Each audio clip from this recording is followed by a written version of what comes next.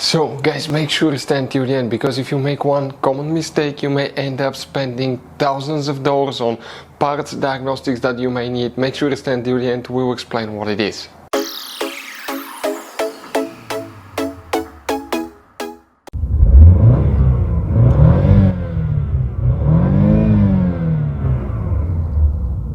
Hey guys, welcome back to Electrical Car Repair Life. Thank you guys for watching and subscribing to the channel. Today will be super helpful video to any of you guys having a Dodge Challenger, that generation here from year 2014 to year 2024. If you have one of those, you have a problem where the radiator fan stays on, it doesn't turn off. You wonder what causes that, what can fix it. Could be simple fix, we'll talk about that. Also, if you need to buy replacement parts and tools at a good price, we will share the information in the video for your convenience. So let's start on it now. So before we start guys, let us tell you a little bit about us. Every single car we get here at the garage, we try to make at least 200 to 300 free repair videos. We take them completely apart, we show you how to fix transmissions, engines, bodywork, electrical components, fuses, relays.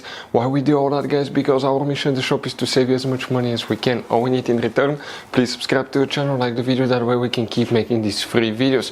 We have guys more than 15,000 free repair videos on our YouTube channels that can practically guys save you thousands of dollars in future repairs.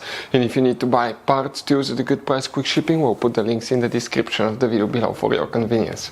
So if the radiator fan stays on, it doesn't turn off, what can cause that? Multiple things guys, but the first thing you want to check is your fuses, relays. We'll talk about that, then we'll explain what else you need to check. The first thing you need to check is open the hood guys. You may have a V6, V8, it should work for both. On the left side of your engine you will have a fuse box right here. Press the two tabs together, pull the cover up. Underneath you're going to find a fuse box with a layout like this one here. Before we continue, let's explain quickly why it's always a good idea to test fuses and relays. It is guys very important to test fuses and relays. On those fuses you cannot clearly see if they're burnt or not, especially you can see in the J-case fuses as well. And if you guys assume, okay, let's say you remove a fuse, you look at it and you assume guys that it's actually a good fuse, but it's actually a bad fuse, sometimes you cannot clearly see that. What can easily happen guys at that point, you can put the bad fuse in and you start replacing parts and tools that you don't need to, so you lose your time, you lose your money to fix a problem that doesn't exist, when all we had to do is test the fuse and replace it. We'll put a link to a special video that will teach you how to test fuses, how to check relays very easily as well guys. So check it out, it will be in the description of the video below. So guys, here if you look now, okay, what do we need to check? If you come right here guys, okay, the first thing, check relay 57 and relay 47 and 57, these two relays. Sticking relay will be the number one cause for radiator fan to stay on all the time. So what you guys need to do, you need to go ahead and replace the relay with another one, see if that fixes the problem. And most of those will be interchangeable, so just swap them, see if that fixes it. If it doesn't, okay, return it to the original position and continue guys. Next, you need to check fuses. Some of you may have a fuse number 1 right here. If you don't, it's okay, but you need to check fuse 2 and 18. If those fuses are still good, pull them, test them, let the system stay without them for 10 minutes, plug them back in, see if that fixes the problem. You also need to check fuse 8 and 24, on some models you may have those, and fuse 39 and 37.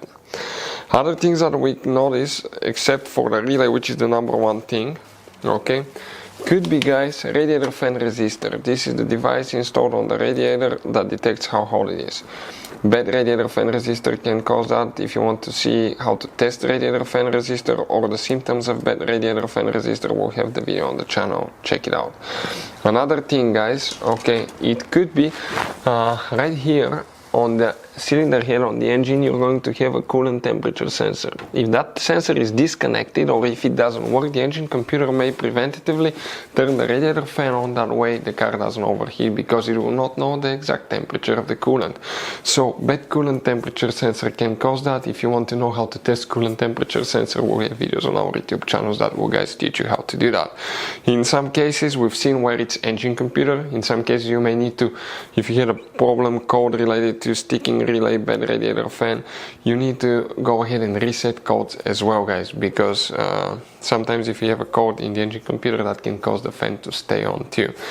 Test the radiator fan, make sure that when you remove it out of the vehicle, disconnect the resistors and everything, just test the fan itself to see, okay, if everything works as well, guys, too.